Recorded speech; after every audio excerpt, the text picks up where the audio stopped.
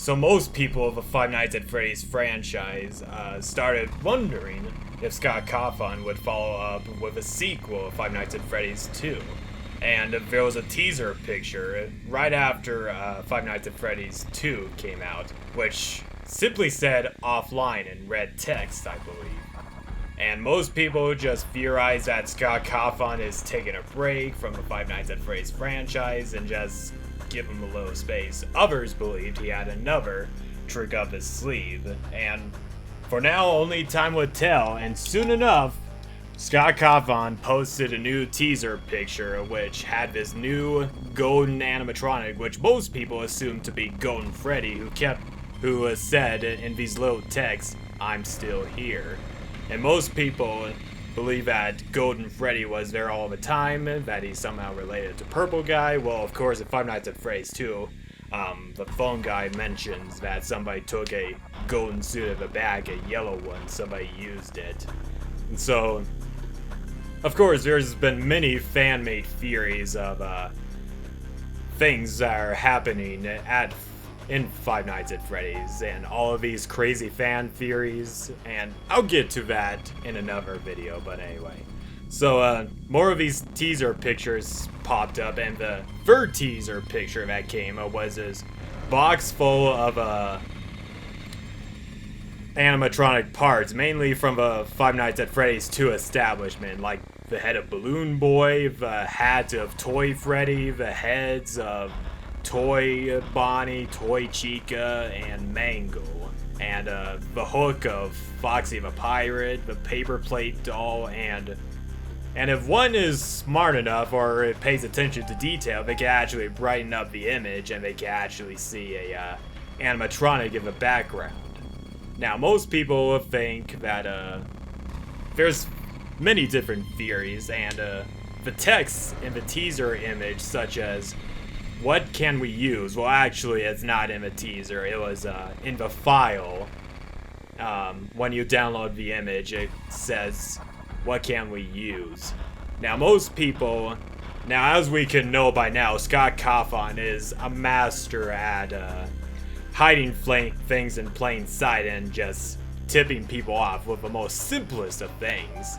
And I've seen most videos, such as 8-Bit Gaming, their theories, and diving more into the darker secrets of the Five Nights at Freddy's franchise, blah blah blah, but that's kind of irrelevant right now.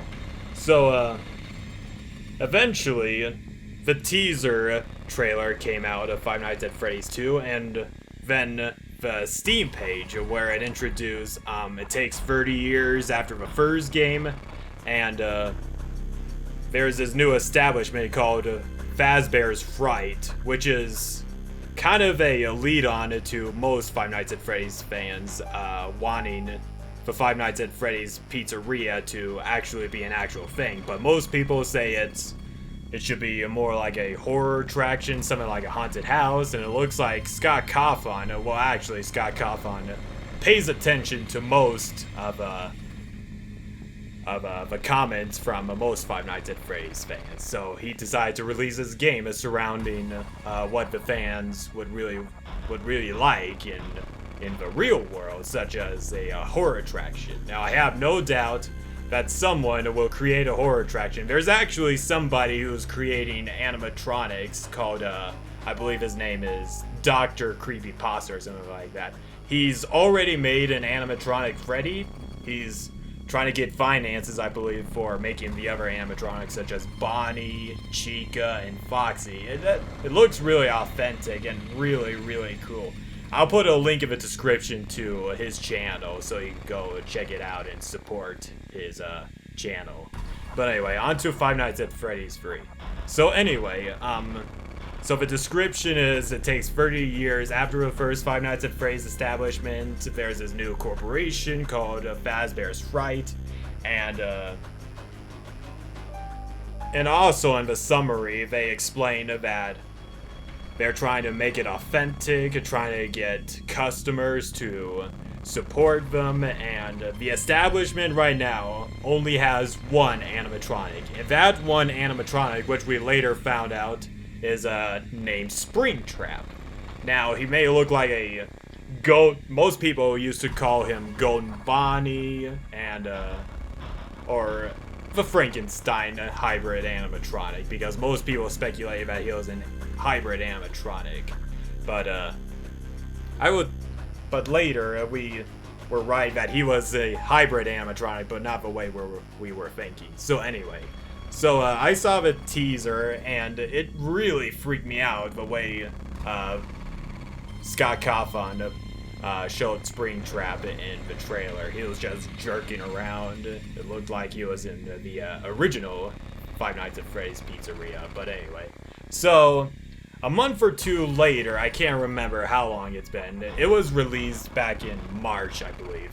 So the day it was released, not the demo, the actual full game, it was a snow day, and I had nothing else to do, and then I found out that Five Nights at Freddy's 3 had been released, so I was all like, oh, this is my actual chance to start recording Five Nights at Freddy's 3. So I downloaded it, I bought it, and I started recording. It took me a while to get the right software, and I had a awesome time actually starting to record for an audience, and for one of my most favorite gaming franchise, one of them at least, not all the time, but at least one of my favorites. And it was just a really awesome and scary experience for me at the same time.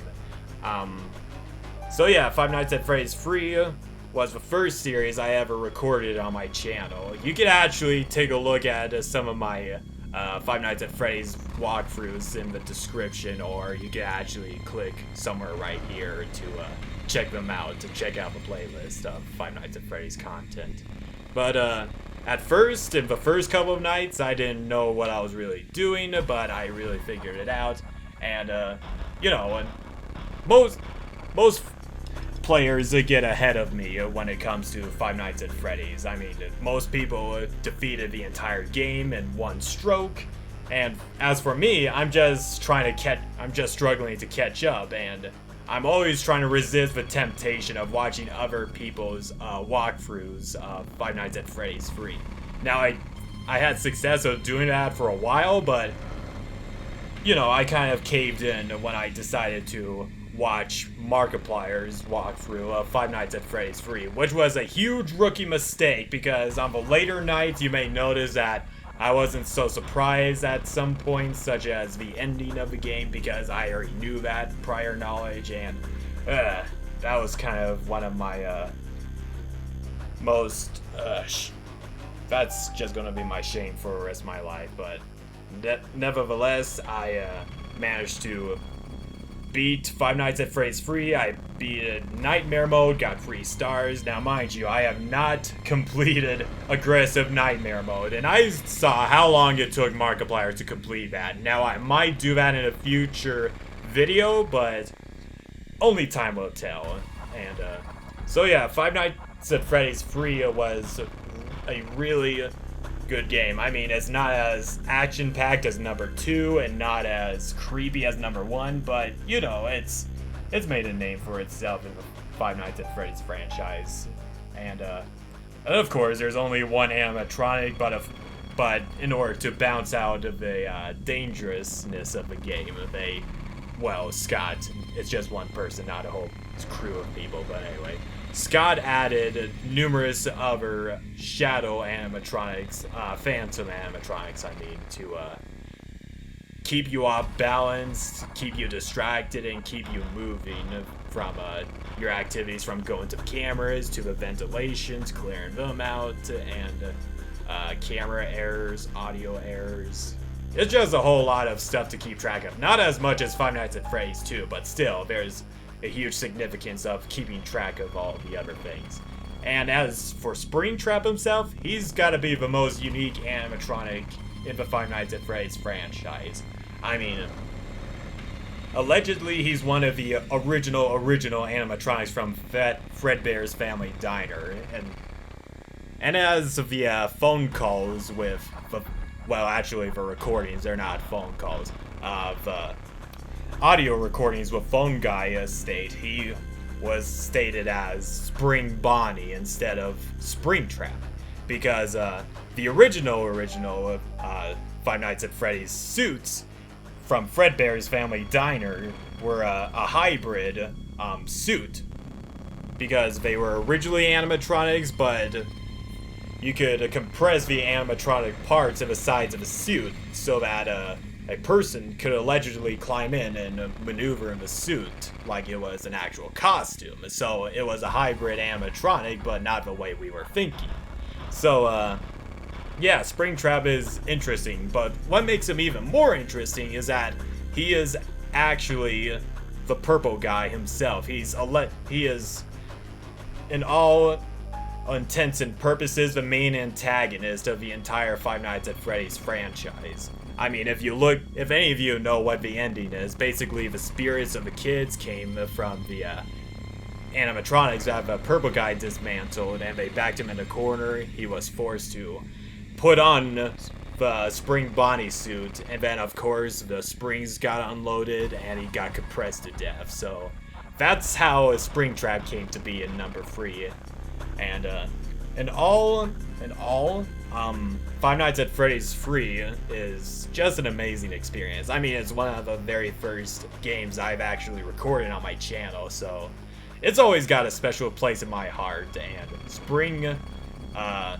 Springtrap is especially memorable for being decrepit and having so much witheredness onto him, much like the other withered animatronics from Five Nights at Freddy's 2. And I gotta say, Scott Cawthon really added in some more secrets into Five Nights at Freddy's, such as the secret mini games, and I've actually made a walkthrough for getting the good ending, and it was actually a good experience. With it actually shows all of the children getting set free. I mean, it's kind of complicated right now, but basically, for all intents and purposes of this video, basically you go for all these mini games, set all the dead children free by balloons or whatever, and then you get the good ending where all the spirits of the children are finally put to rest. Now, most people allegedly thought that this was the final game of the Five Nights at Freddy's franchise, as setting all the children free. That means that they're no longer coming back to hunt any more security guards. But little did we Five Nights at Freddy's fans know, it was not the end, not by a long